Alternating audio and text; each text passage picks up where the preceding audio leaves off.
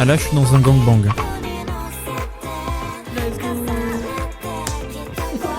Skibidap ou skadap. Pardon, excusez-moi. Moi, je vais vous transformer en moussaka. Putain, il a skadouche. Cela faisait déjà plusieurs années que j'étais à la recherche de cet objet perdu. J'avais tout laissé derrière moi, ma femme, mes chats, et même ma game de Clair Obscur Expédition 33.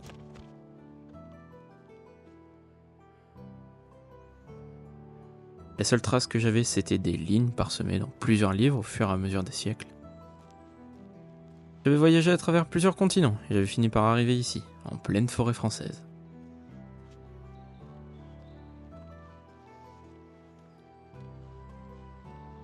Mes talents en orientation m'avaient permis de me repérer avec une facilité hors norme, dans ce lieu extrêmement hostile. Il ne m'a fallu que peu de temps pour retrouver cet artefact qui n'arrêtait pas de m'obséder. Je me disais bien que je l'avais perdu quelque part. C'est quoi cette merde?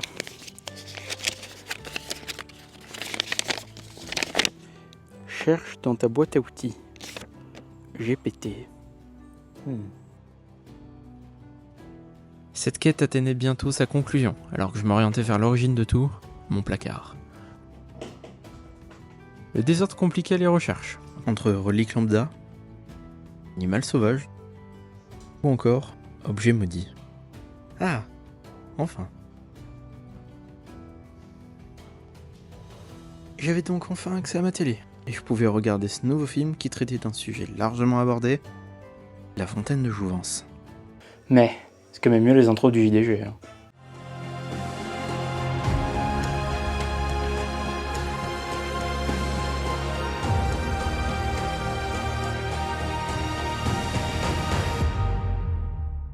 Et bonjour, bonsoir à tous, bienvenue dans ce nouvel épisode de la Chronique Nox, j'espère que vous allez bien. Le titre a changé de cette série de vidéos avant, c'était les cinévlogs, maintenant c'est la Chronique Nox, parce que les cinévlogs, les gamevlogs et tout, je trouvais ça trop générique, du coup je me suis dit non, on va apporter un petit truc sympa qui démarque un peu plus, et parce que en fait le côté vlog aussi collait moins avec ce que je commençais à faire, c'est-à-dire comme vous avez pu le voir en début de vidéo, une partie un peu court-métrage, ce qu'il va y avoir du coup dans toutes les prochaines vidéos, que ça soit les chroniques Nox et les chroniques Gaming Nox aussi, qui du coup c'est le nouveau nom quand par exemple pour la vidéo des Gears of War. Enfin bref, aujourd'hui on va pas parler de ça, on va parler d'un nouveau film qui est sorti sur Apple TV il y a très peu de temps, il y a genre 2 semaines, qui s'appelle Fountain of Youth et qui va parler en fait de cette chose que vous avez déjà entendu au moins parler une fois, que ça soit dans des films, dans des bouquins, dans des jeux vidéo. Je parle bien évidemment de la fontaine de Jouvence. Faut savoir que la fontaine de Jouvence a déjà été au cœur de plusieurs histoires. Je dirais que l'une des plus connues c'est quand même Pirates des Caraïbes 4, La Fontaine de Jouvence, qui est mine de rien l'un de mes Pirates des Caraïbes préférés. Je trouve qu'il est vachement bien. Parce que déjà il y a Penelope Cruz et c'est une très bonne raison, Penelope Cruz, une très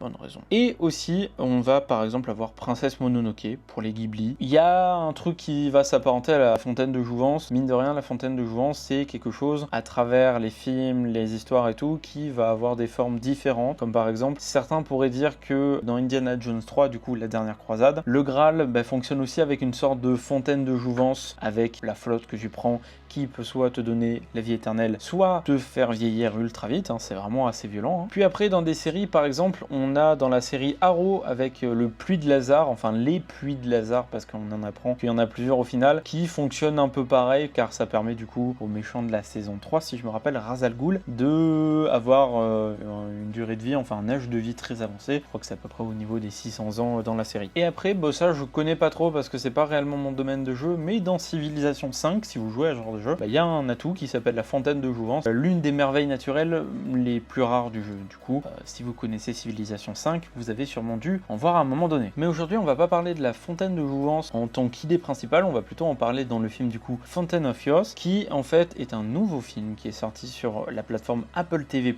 Du coup, vous pouvez voir que en ayant Apple TV+. Je vous conseille de prendre cet abonnement parce que à parté, il y a des séries incroyables, il y a des films incroyables que genre il y a Sévrance, il y a Monarch, Legacy of Monsters, du coup la série dans l'univers Godzilla. Il y a plein de trucs, il y a plein de films, c'est trop bien. Abonnez-vous à Apple TV+. Voilà, c'est mon conseil.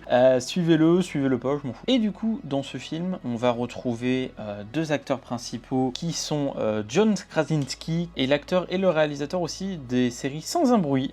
Voilà, c'est le daron dans le Sans un bruit 1 et on le voit aussi dans Sans abri 2, mais si vous avez vu Sans abri 1, comprenez. Et aussi, il a joué Mr. Fantastic dans Doctor Strange Multiverse of Madness et il a joué aussi dans The Office, que je pense c'est l'une des sources où vous reconnaîtrez en premier John Krasinski, sauf si vous êtes comme moi et pour vous c'est Doctor Strange et surtout le mec de Sans un bruit. Et avec lui en personnage principal féminin, nous allons retrouver Nathalie Portman. Si vous connaissez pas Nathalie Portman, vous vivez donc dans une grotte et j'en suis attristé pour vous. Nathalie Portman qu'on a pu retrouver dans la première trilogie des Star Wars, trilogie, la prélogie je vais dire. Je vais pas dire la première, je vais dire la prélogie. Du coup le 1, 2, 3, Anakin Skywalker, Padmé, vous connaissez l'histoire. Et je vais vous faire un petit résumé du coup comme à chaque fois, mais je vais les faire un peu plus short. Je vais éviter de rentrer trop dans les détails, j'ai pas envie non plus de vous spoiler chaque ligne de texte. On retrouve alors John Krasinski qui en fait se retrouve en Thaïlande ou dans un pays d'Asie qui vient juste de voler une toile à un mec ultra riche. C'est une sorte d'archéologue, un explorateur, c'est en gros Indiana Jones, Nathan Drake, Lara Croft.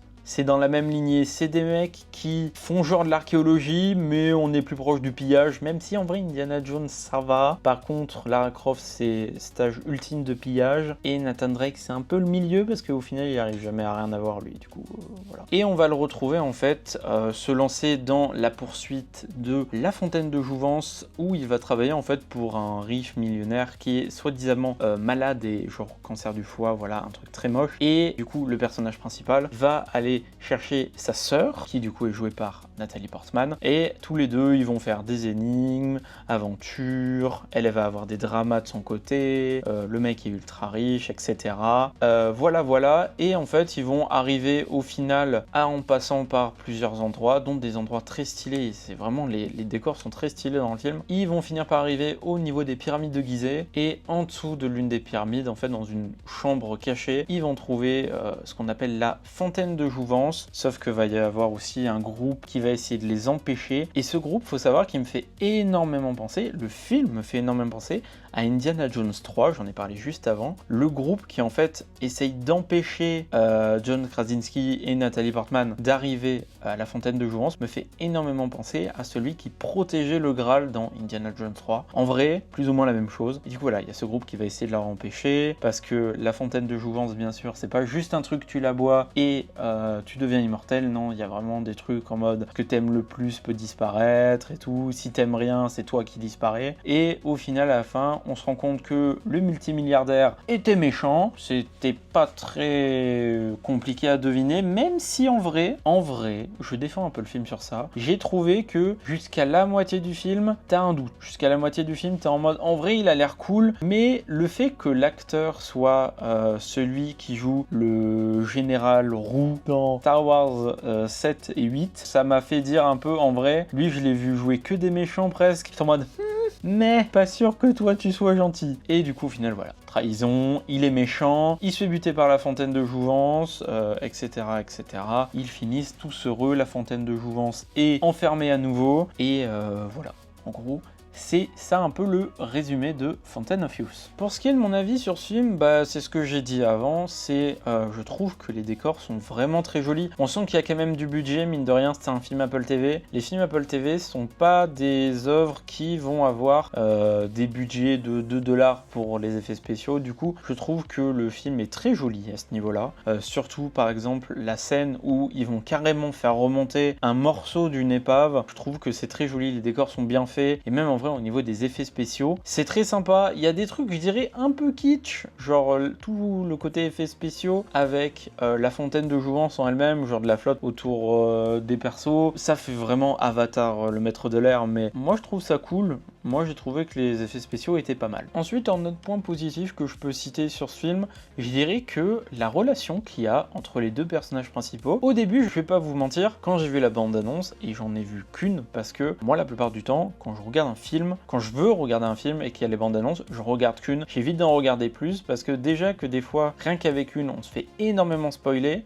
deux c'est trop. À partir de deux bandes-annonces, je trouve des fois que tu connais tout le film, tu sais tout ce qui va se passer, et du coup là j'en avais vu qu'une, soit j'ai mal compris la bande-annonce, soit ils le disent pas ouvertement, mais en fait, je pensais que ça allait être un film comme La Momie, Indiana Jones, voilà. C'est-à-dire, on a l'archéologue principal, c'est un homme et tout, il est beau, il est fort, et la femme en détresse, voilà, ils finissent ensemble à la fin, etc. Eh ben que nenni, c'est sa sœur. Du coup, ça aurait été bizarre s'ils auraient fini ensemble. Et en vrai, c'est innovant, je trouve. Je trouve que, en tout cas, dans ce domaine d'œuvres, genre fiction, archéologie, aventure et tout, on n'a jamais réellement de trucs de frères-sœurs. À part peut-être, on peut dire, bah du coup, Indiana Jones 3, on y revient.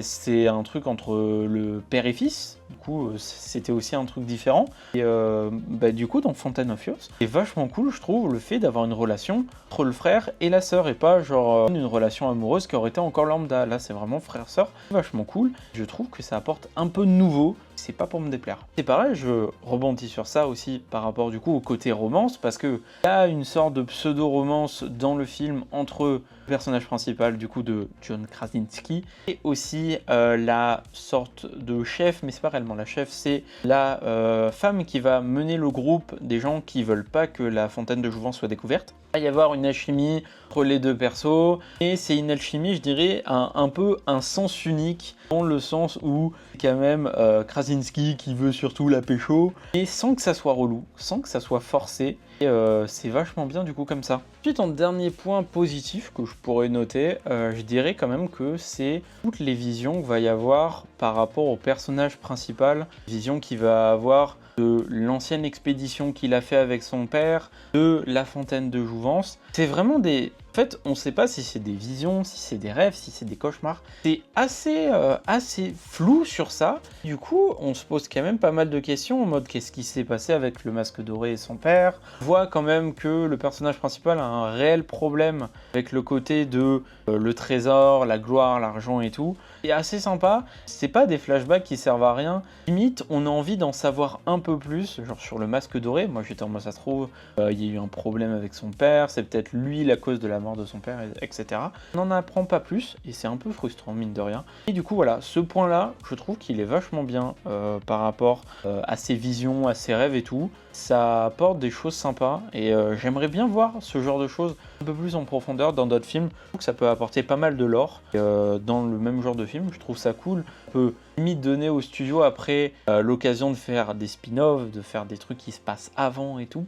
Je sais pas, ça peut être quand même sympa. Ensuite, au niveau des points faibles, je dirais qu'il y en a principalement 3. Le premier, c'est, mine de rien, le film il est pas révolutionnaire. J'appelle ça un point faible, mais pour moi ça n'est pas réellement un. Je m'attendais pas à voir un nouveau type d'Indiana Jones, un nouveau type d'Uncharted. Je m'attendais à rien de spécial, et effectivement, faut rien s'attendre de spécial. Certes, le film est beau, mais le scénario, c'est un scénario qui est vu et revu. Vous n'allez pas découvrir une nouvelle expérience avec ce film. Vous allez passer un bon moment. Je pense que vous allez passer un bon moment, mais c'est pas innovant, c'est pas incroyable. Ça fait le taf en fait. Je pense que au niveau c'est des films où on demande pas grand chose. Alors je sais que faut pas dire oui les films on leur demande rien, faut pas qu'ils réinventent tout le temps tout. Je dis pas ça non plus, j'aime bien quand un film réinvente un truc, quand il y a des nouveautés, quand c'est pas du revu et revu. Mais là je trouve mine de rien ça passait bien, que c'était pas forcé, que c'était pas relou, que c'était pas redondant. Forcément, si juste avant t'as vu tous les Indiana Jones, les Lara Croft,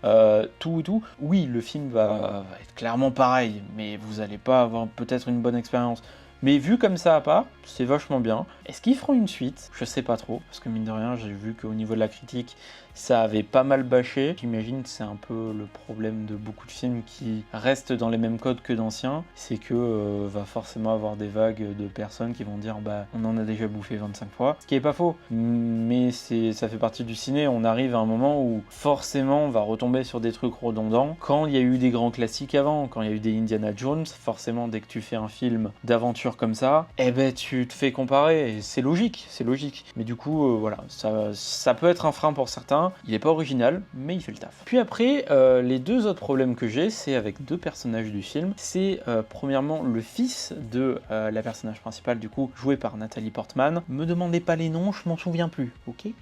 Et en fait, son fils, comment dire, c'est un peu un Deus Ex Machina vivant, c'est-à-dire ils vont galérer, ils vont pas savoir, bam, il découvre, parce qu'il connaît la musique. Et il y a deux énigmes dans le film où il galère, deux énigmes sur la musique, il arrive, il fait poup poup, bam, fini. Ok, d'accord, c'est pratique. C'est pratique quand même d'avoir un gosse qui fait de la musique, mais c'est un peu forcé là. S'abuser un peu le film. Et je trouve que des fois c'était un peu tellement forcé, ouais, t'es en mode ok, Deus Ex Machina, on a compris, ça résout tout. Ça fait un peu bizarre. Je suis pas très fan de ces choses-là, mais après, mine de rien, je pense que t'es pas obligé de le faire dans des films comme ça, mais tu y viens forcément parce que c'est compliqué d'amener toutes les choses naturellement. C'est forcément, va y avoir des trucs qui sortent de nulle part. Peut-être que si le film durait plus longtemps, parce que je crois que le film dure à peu près 1h45, loupé il dure 2h05, je dis de la merde. Peut-être que c'est pas assez long, peut-être qu'avec 2h30 il y aurait plus de temps, je sais pas trop en vrai, mais du coup voilà, ça fait vraiment très forcé, c'est un peu gênant à certains moments, ça te sort limite du film en fait. Et l'autre personnage avec lequel j'ai un problème, c'est l'enquêteur de Interpol. Il est là pourquoi? Genre j'essaye de comprendre, mais il est là pourquoi ce mec? Il est là à la fin pour tirer sur des gens, puis après il descend dans la pyramide, il regarde, puis après il remonte avec tout le monde. Je comprends pas. Ok, il sauve à un moment la meuf de l'ordre, mais je comprends pas pourquoi il est là. Je sais pas, c'est ok le côté oui, c'est un criminel, Interpol et tout, mais en vrai, le film, je pense, s'en serait passé. Bon, il y aurait eu 2-3 scènes qui du coup n'auraient pas existé. Je pense pas qu'il était forcément utile au film. Après, il est pas dérangeant, mais c'est plus la question de qu'est-ce que tu fais là? Enfin, il apporte rien de particulier au film, mais il est pas dérangeant pour autant. Du coup, mais ça va, c'est superflu un peu. Son rôle est un peu superflu. J'imagine qu'il faut payer ses impôts et ses factures. Mais après, j'ai absolument rien contre l'acteur. En vrai, j'aimais bien son rôle, mais je le trouve pas utile. Du coup, voilà, en gros, plus ou moins ma conclusion sur ce film, sur ce Buffy Fountain of Youth, que j'aime beaucoup, que j'ai beaucoup aimé, qui me fait dans les mêmes vibes que Indiana Jones, que La Momie, Tomb Raider, les jeux Uncharted. C'est en fait des films et des œuvres que je kiffe parce que ça s'appuie sur des faits réels, sur là du coup le naufrage du navire, les légendes et tout. Tout ce qui s'appuie sur des légendes qu'on connaît tous et qui en font après un truc qui est vrai, je surkiffe parce que ça raconte des bouts d'histoire. Dans Uncharted, il y a les trucs avec les cités antiques. Dans Tomb Raider, il y a par exemple la reine Miko. Il y a plein de choses quand ça prend du fiction pour en transformer en réel, mais avec cette part de surnaturel. Moi, je surkiffe. J'adore, c'est pour ça que j'adore les Indiana Jones. Surtout Indiana Jones 3, c'est mon préféré. Parce que déjà, il y a Sean Connery, point, voilà. Du coup, en vrai, si vous aimez ce genre de film, si vous avez les mêmes vibes que j'ai essayé de vous transmettre, je pense que Fountain of Youth peut vraiment vous intéresser. Certes, il est sur Apple TV+, mais en vrai, pour 10 balles par mois, si vous le prenez rien qu'un mois, moi je dis, vous pouvez en profiter, comme ça vous regardez ce film, et vous regardez les autres séries d'Apple TV. Il y a Sévrance, Monarch Legacy of Monsters, je l'ai déjà dit avant, mais il y a des choses vraiment bien, et Fountain of Youth en fait partie. Et du coup, c'est pour ça que je vous conseillerais de regarder ce petit film sur Apple TV+, et que voilà, moi j'ai beaucoup apprécié, je vous le conseille fortement. Il ne faut pas qu'il réussisse.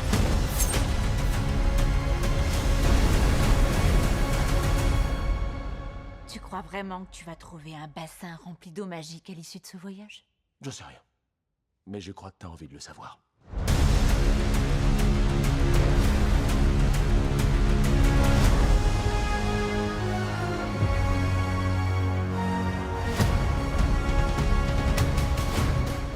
Et du coup voilà, c'est tout, on arrive à la fin de ce 4e épisode de la Chronique Nox. J'espère que ce nouveau format vous plaît. Mine de rien, il change pas trop, j'essaye quand même de rendre ça un peu plus fluide que la vidéo qui avait pu être Minecraft ou les vidéos sur les 3 films que je faisais à chaque fois pour les 2 premiers épisodes. Si vous passez sur la chaîne, vous allez voir que les miniatures ont changé, que les titres ont changé aussi. Voilà, j'ai envie d'apporter ce petit goût de nouveau sur les vidéos. Et voilà, comme je l'ai dit en tout début de vidéo, je trouvais que le mot vlog ne correspondait plus à ce truc là de film.